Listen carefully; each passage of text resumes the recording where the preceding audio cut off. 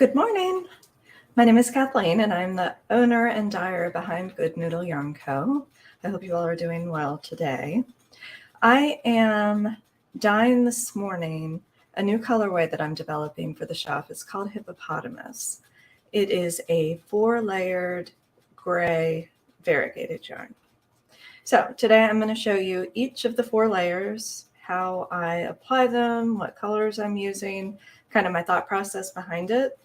And then at the end, I have a full skein of hippopotamus that is already dried that I can show you. And although this is very new, so I don't have a project per se, I do have a picture of a swatch that I did yesterday that I can show you, so you can kind of see how it all turns out.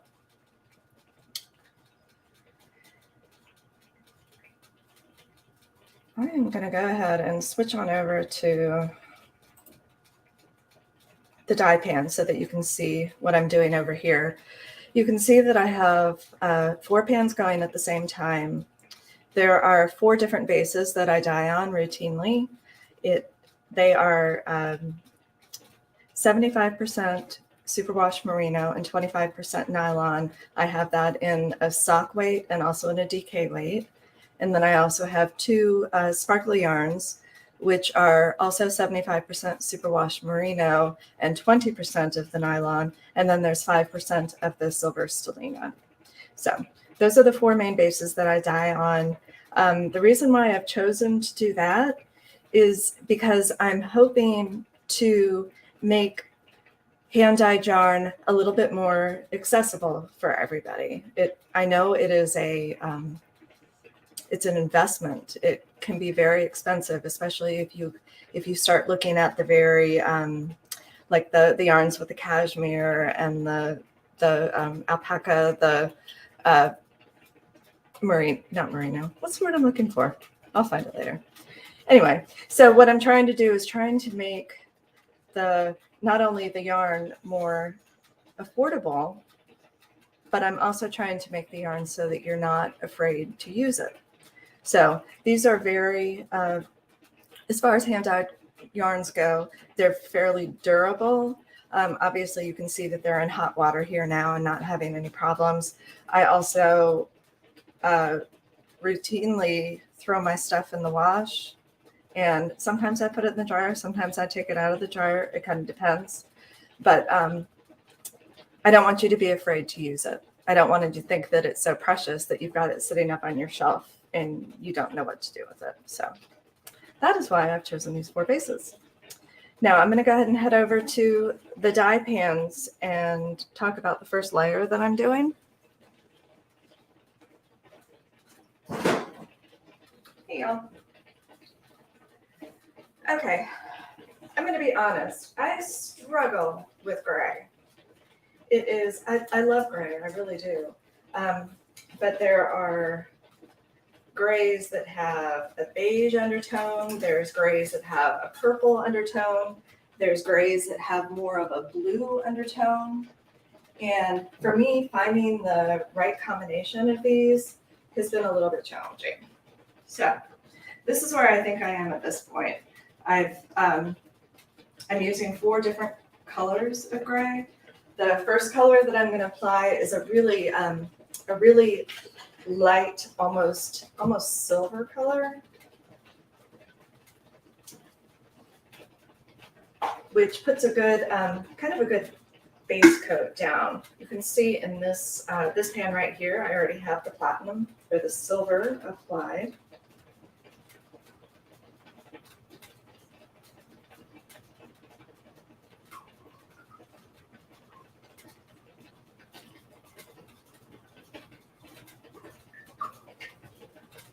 Since these are colors that I'm making for the shop in a particular colorway, I'm a little bit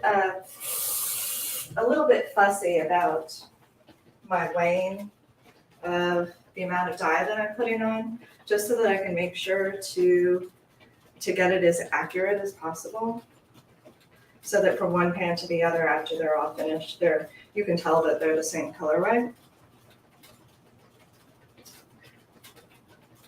Now, one thing that I have been playing with this week is Usually when I'm dyeing in these small pans, I do 2 skeins of yarn at the same time, or 200 grams. And what I've been playing this week is doing 3 skeins or 300 grams at one time. So obviously you would need to adjust the amount of dye that you use because you have 100 grams more than you did before. But it's also been, I don't want to say a struggle because that's not quite the right word, but a little bit of a challenge trying to figure out now how much water I have in the pan to start out with versus how much actual liquid that I'm putting in along with the dyes, because I don't want things to get too dilute and kind of all over the place, but I also don't want it to be too concentrated with some of the colors. So anyway, the next color that I'm going to be applying is kind of in the next shade up. I'm going from lightest to darkest. This is it's similar to the first silver color that we put on, except it's a little bit more concentrated, so it's just a little bit more purple to it, I think.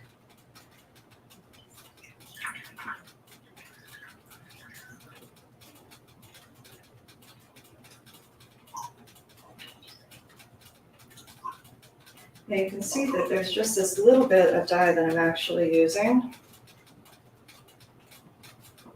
But I'm going to fill up this cup to the top with more water just to kind of dilute that dye just a little bit and make it so that it's a little easier to pour.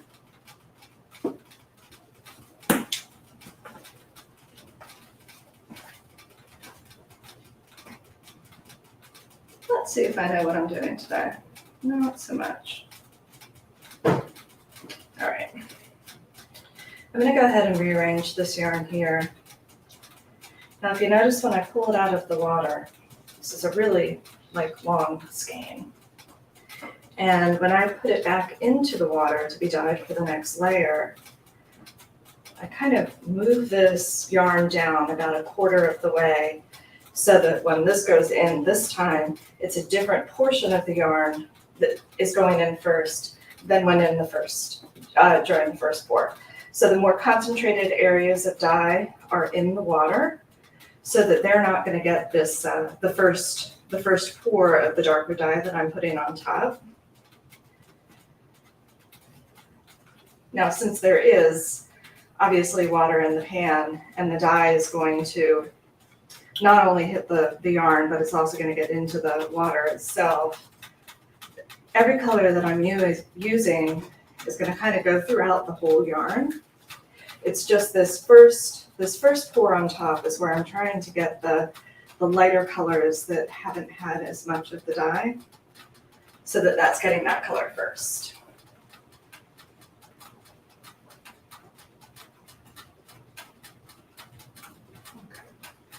As you can see, this color is a little bit darker than the last one that we put on and has a little bit more of a purplish undertone, I would say. Now, after I pour this on, the main part of the dye is going to be hitting and setting on this yarn pretty much right away since everything is so warm. But I'm then going to push the yarn in just a little bit so it's kind of in contact with the water so that any residual dye that's kind of hanging out on top or kind of goes over to the side is all going to mix together, and it's going to get the underside of it with some of that.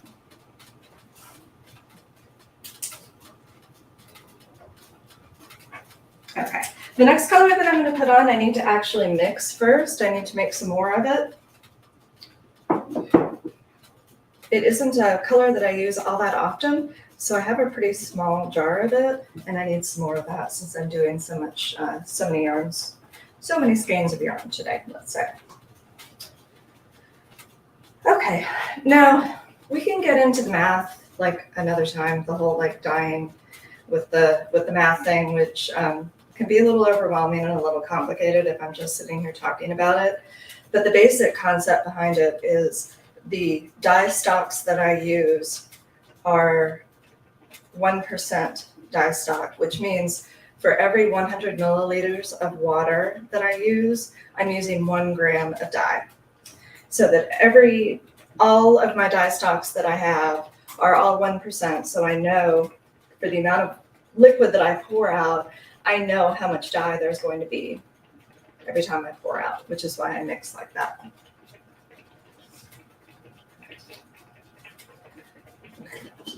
So there's a little bit of dye that I have left over. So I'm just going to pour that into this cup for now. I had a half of a brain. I'd probably just get a larger glass, but that's all right. It is what it is. Okay. So the first thing I do is I fill up and measure the amount of water that I'm putting in. So we're going to call this,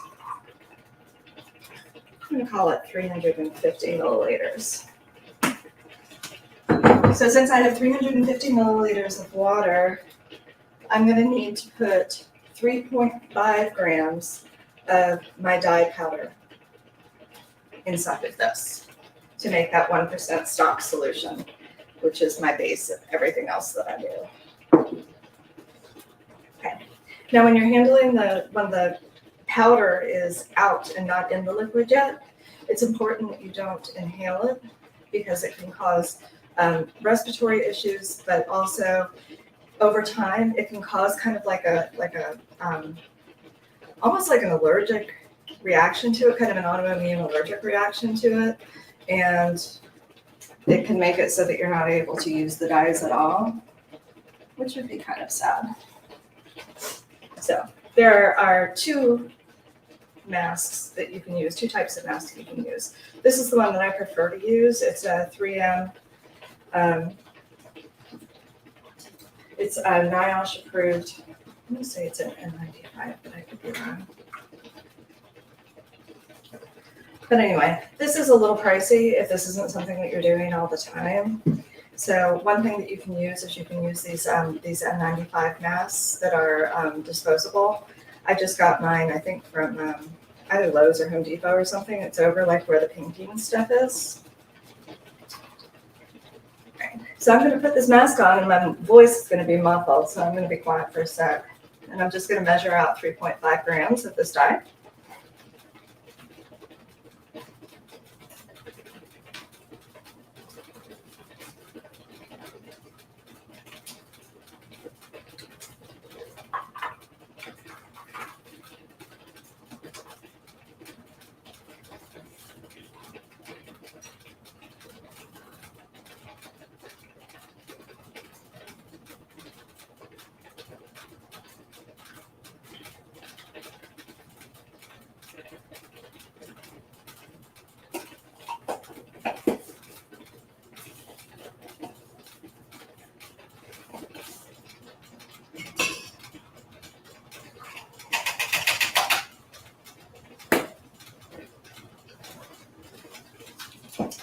Okay, once the powder is in the liquid, and once I have the container that I put the little thing that I measured in, I stick that in water over in the sink.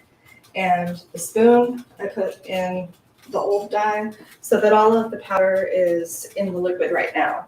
So there's no issue with having with taking your mask off. Now this that I have here is a little, it's a little jewelry scale, so it measures the powder in pretty low increments. Is that the word I'm looking for? You can measure things very accurately, I guess is what I'm trying to say. All right, so once I have the dye in the liquid, I give it a good stir. There's some liquids or some dyes that dilute in the water better than others. Some of them are pretty clumpy, but this particular one does pretty well. And then after I have it in there, I give it another shake. I get these tops for the mason jars that I use. They're meant for like, I mean, I guess you could put just about anything. If you have like a water bottle, or you're doing like a fruit infusion or something, or even like a big thing of iced tea, you can stick these on top, and it makes it easier to pour because you're not having to hold on to the glass, and the glass isn't slipping out of your hand. It also has a I'm having issues with my words today. It has a gasket on the underside, like a rubber gasket, so that it doesn't spill, which I love. So then I can make sure that it is all that it's all mixed well. Go ahead and stick the rest of the dye that I have in here.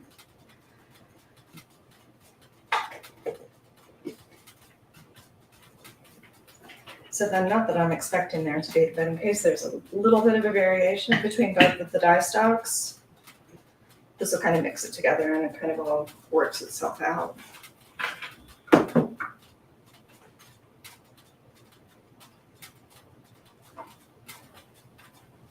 Okay.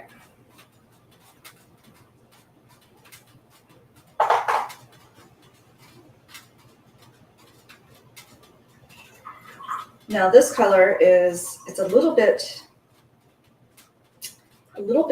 darker, still on the purpley, maybe a little bit more towards the bluey side. Yeah, I would say blue. And I'm also using proportionally a little bit more of it than I am with the other colors, the other two that I've used so far. So you can say this is about the amount of dye that I have in here. I'm going to go ahead and again fill this up the rest of the way with water.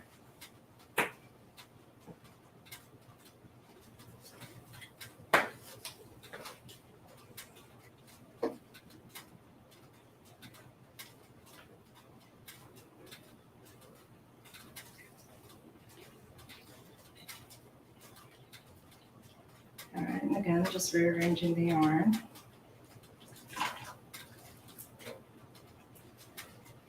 I was afraid when I started trying dyeing more yarn in each pan, I was afraid that I wasn't going to be able to get it to look the same, to dye up the same, since there's more yarn in the pan, then there's not as much area on the outside or in between that where just the water is exposed. So I was concerned that it wasn't going to, that most of the dye was going to be staying right here on the yarn, and there wasn't going to be as much that would go underneath. But I figured out if I increase the amount of liquid that I use, obviously I'm increasing the amount of dye. So far it seems to be going pretty well, which obviously makes it more efficient because I can dye more at one time. But most importantly, I wanted to make sure that I was still able to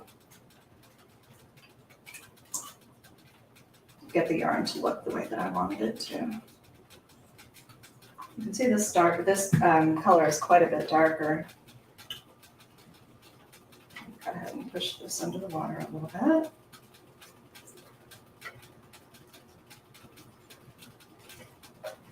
When I'm over here dyeing, I can't actually see my computer screen. So if you are having any questions or anything, I'd be glad to answer them when I head back over there, but right now I can't actually see what's there.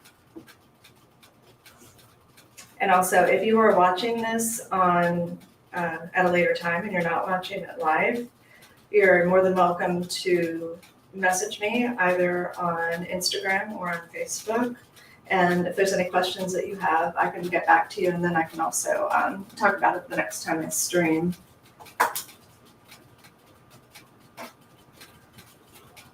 Okay, the last color that I'm doing is, I'm actually using black, but I don't want it to actually look black. Like, I don't want little spaces of black.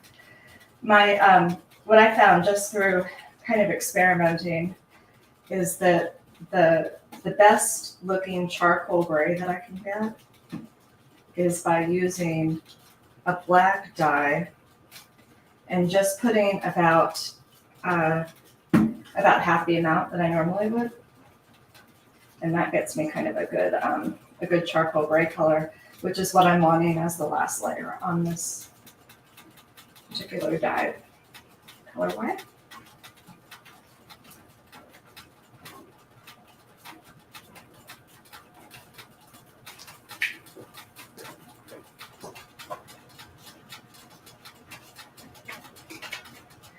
So since this is actually, it's a black that I'm using, I don't need to use very much of it at all.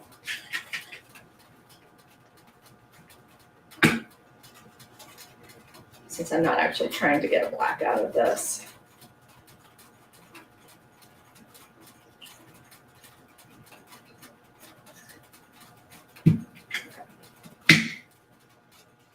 So this is just a tiny, tiny little bit. And if you've seen me dye before, you'll know that usually on my last layer, I don't put quite as much water in it because I want it to be kind of a concentrated area that's ends up on the final yarn. But since this is black and I don't want it to be black, I'm still going to go ahead and pour the water all the way up to the top, like I would do on previous layers.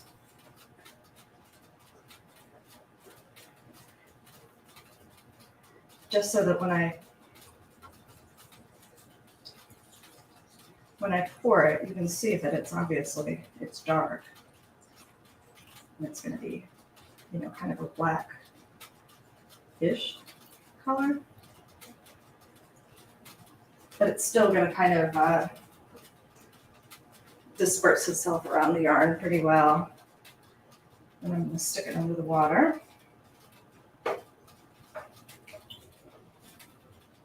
Just to make sure that the dye that I just put on and also all the rest of the dye has a good chance to set in this heat. I'm probably going to go ahead and let it continue to heat for about half an hour or so. Sometimes it might take as long as 45 minutes depending on the depth of the color that I'm doing. And since there's black in this, then it's quite possible I might need a little bit of extra time. And after everything is all absorbed and has had a chance to, you know, do its little chemical thing inside the yarn, then I just turn the heat off and then I just let it cool down slowly over the next couple of hours until it's back at room temperature. And then I will rinse it out. I use a little bit of wool wash and then I spin it dry, somewhat dry, some of the extra water out. I just use the spin cycle in my washer, and then I hang it up to dry. Now, obviously, you can see that this is the only one that is actually finished with all of the dye. I'm going to need to put the extra layers on, and I'll do that after I get off of this stream. I want to make sure that they all have the amount of time that they need to sit. Alrighty. Okay, I'm going to show you the skein that I have that is completed. And I'm calling this Hippopotamus just kind of because of the grays and everything in it. This is showing up a little bit brighter there. It's actually a little bit more accurate if I hold it back here. But you can see kind of the like the silver colors. You can see kind of the different, the 4 different depths of gray that are on here. And then you can see kind of towards the, like here, this is that that kind of black color, although it's not a real solid black. It's more of a charcoal gray, I guess. But I think this would be a beautiful neutral if you're making, say you're making a pair of socks. Oh, thanks, Carrie. And, you know, you kind of want to kind of a more kind of everyday sock. You still want it to be pretty, but then you can use like a neon color as like your heels and toes. So that's kind of what my thought is behind this yarn, is that having it a kind of a neutral background, and then using any brighter colors, neons or whatever, as a pop. All right. Now I have a sock machine, a circular sock machine, which I use just to make up swatches of yarn so that I can see what it's going to look like and see whether it's looking like the way that I want it to look like, right? So I did this yesterday, and this is what it ended up looking like. You can see through here the silverish, I guess you can't even see where I'm pointing, but you can see the different depths of the gray. And you can see one of them, there's almost a little bit of a beigey gray to it.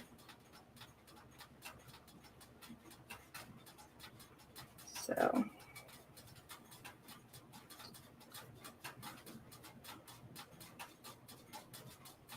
okay. So I try very hard to stream live every 2 weeks on Wednesday mornings. Sometimes I need to switch the day, but usually I'm pretty good at it. Now, what I'm also going to do with this particular stream, you're going to be able to find it up on Facebook and YouTube if you want to watch it again. But I'm going to edit it down with a lot of the chatting out of it and just more focused on how to actually dye the yarn, so that if you want to try to do this yourself, then you can just kind of focus in on the actual dyeing part. And if you do, I would love to see it. And if you happen to have any of my yarn and are knitting with it or crocheting with it or weaving with it, I would love to see pictures of that too. I am Good Noodle Yarn Co. on all of the social places. I hang out mainly on Instagram and also on Facebook, but I also do have a little bit of a presence over on the YouTube now. So you can find me there.